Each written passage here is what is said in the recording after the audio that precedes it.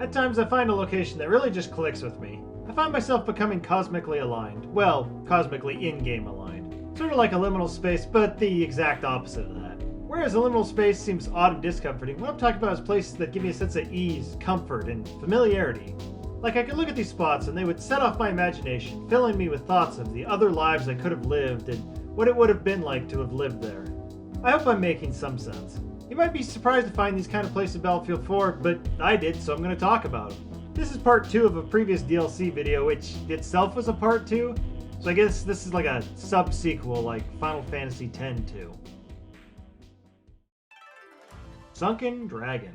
If you've ever seen one of my videos before, you know I'm pretty bad with words and explaining things. So, I will clearly state that Dragon's Teeth map pack is the best map pack that they released. So, let's start with where you don't want to keep your dragons. Sunken Dragon is an interesting map because DICE took an idea from Flood Zone and said, okay, I like adding water, but what if we could take it away when we get bored of it, and also not put it all over the map because all our players will cry about it.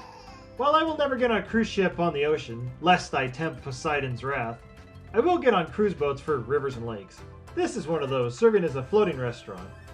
As such, it has the layout of one, from these kitchens to these dining halls to even bars. Oh, look, they have fresh sushi.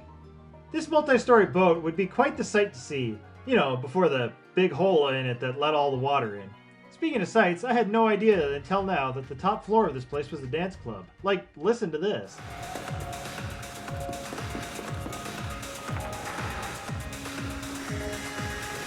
I swear, I have never heard or noticed this before. Normally a rocket has broken this thing within the first 2 seconds of a match. Then the dance floor gets it on second 5. Let's go to D and E now. So much of this map ends up in shadows because of the tall structures, but the courtyard of E ends up being really bright by comparison. The added lights also give it an extra presentation. This objective also has towers and buses to sit in, which probably adds something. And like A's Yang to E's Ying, there is this building across from which sits awkwardly aside objective E and D. This building is also open, but it has much darker lighting. Its shape is portal-esque, allowing you to see to the other side of the map through it. It has these lobbies that are big and open with big windows. They have extra lighting to try and give them a warm, cozy hangout feeling, and is that? It is! Fart Couch, my old friend! I would also mention Objective A, but it's lifted from the Shanghai map and works better there, so go watch my first video to see what I have to say about that.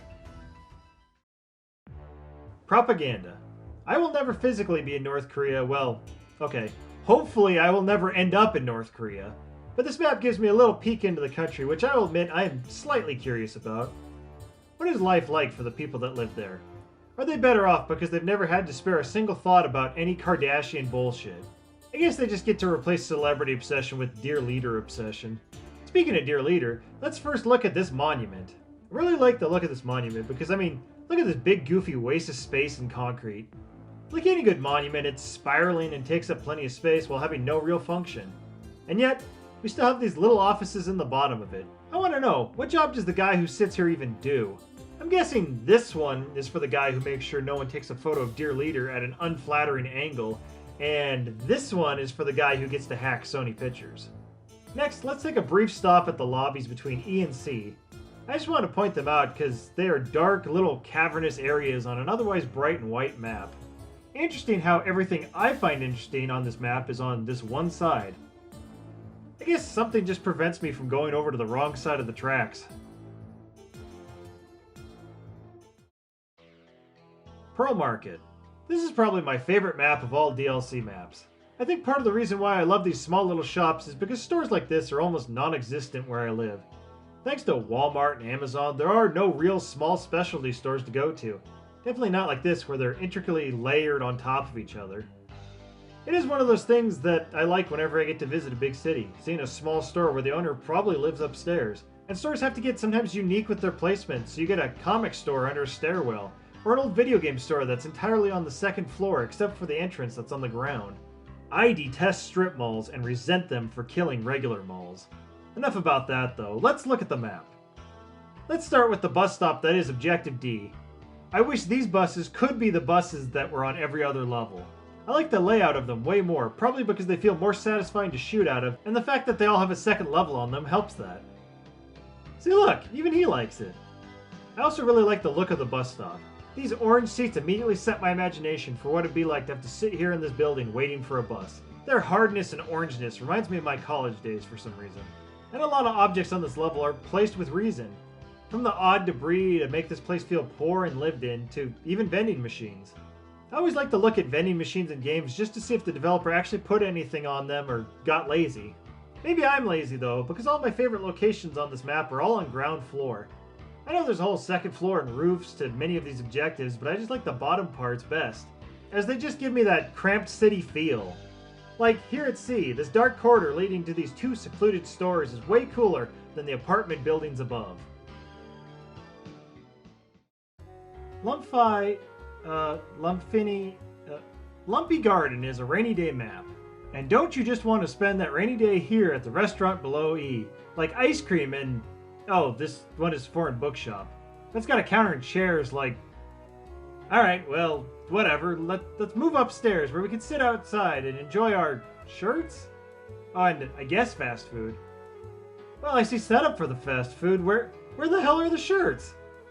Whatever, I like this building because it has a lot of glass and it's very fun to smash and destroy. Now that we finished our meal of t-shirts, let's go take a walk in the park. This park is very tranquil with its green open layout with the river dividing it. It's dotted with the little relaxing structures to sit in that all have nice views. And look at this, a proper ice cream place. There are tables all over with good views and a nice kitchen setup and even a walk-in freezer. A freezer with questionable windows in it, but I'll take what I can get. A short walk from there is this park outhouse, which is cleaner than any park bathroom I'm familiar with. The rest of this map is trains and construction sites, which the most interesting thing about them is they get obliterated in the mudslide.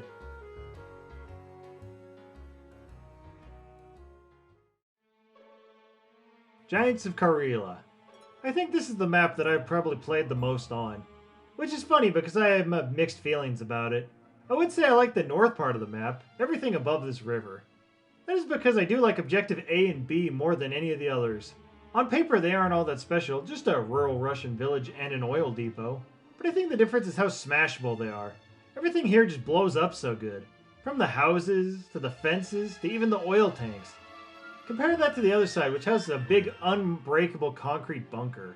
The map gets a fair mix of vehicle and foot combat to it, but I find I'm having the most fun when I'm in a vehicle. I think my brain just defaults this as a tank map.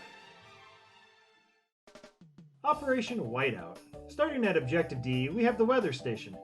Oftentimes in Battlefield games, the insides of buildings will be bare, but not here. Here you can clearly see function to everything. We have the various dishes and antennas outside for measuring how much snow there is. Yep, looks like a lot. The inside we have a command center that actually has maps and computers and monitors, and they all look like they were actually functional for weather analysis. Then we also have these bunkhouses to give a place for the personnel to stay.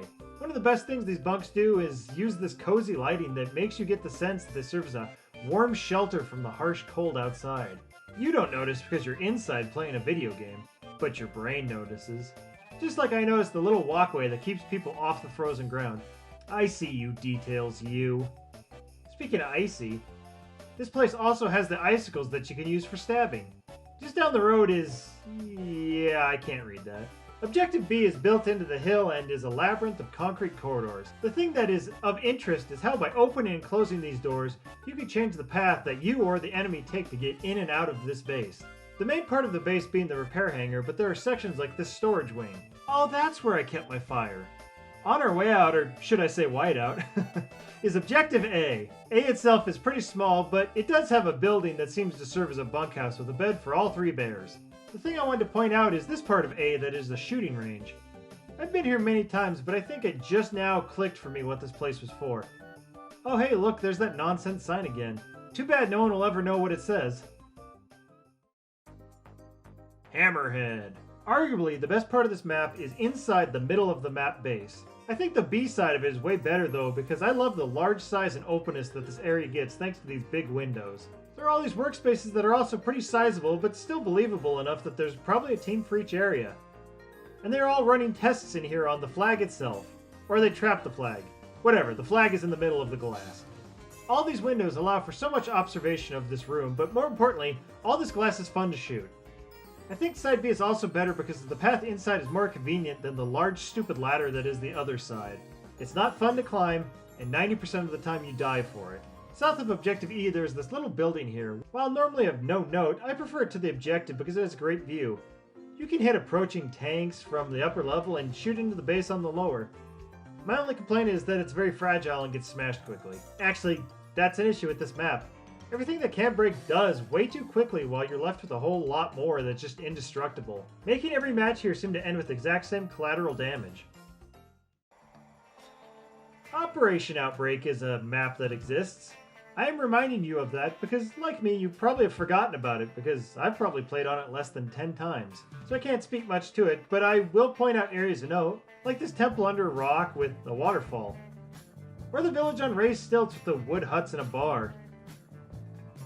And even this village here at sea that I swear was in Dragon's Pass, but it's not, and I'm just whack with poo brain. I wish Dragon Valley came up more often. Everything about this map is so serene. From the peaceful autumn forest to the water. And nothing is more peaceful than the numerous temples and pagodas that litter the map.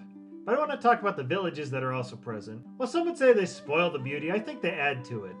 Let's start with this fishing village that is below G. It clings to the rock and juts out in the water, but it's distinct in their steep living, becoming part of the land they live on instead of leveling the stone. Whereas Village C is a walled stone city, basically the opposite.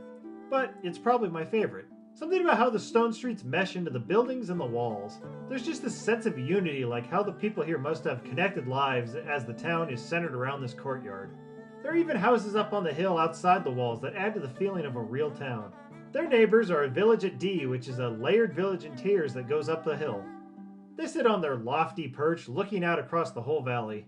And lastly, even though it's not as impressive, is the village at A. Even as uninteresting as it is, I still like how it sits in the valley in relation to the things around it. I hope to one day visit a place as peaceful as this, but for now I can just hope more people put this map in their rotation. Goldfire, you might say. Why are you talking about an old Battlefield game? I would respond with, I don't know, I'm old and afraid and new things scare me. I want the comforts of what I know. But I suppose from here I'll have to consider where else in gaming makes me happy. Feel free to share down in the comments what games have a location you love, and who knows, maybe I'll end up feeling the same way. And if someone gives you flack for that which you are passionate about, call them a wet wipe and tell them to go lick dust.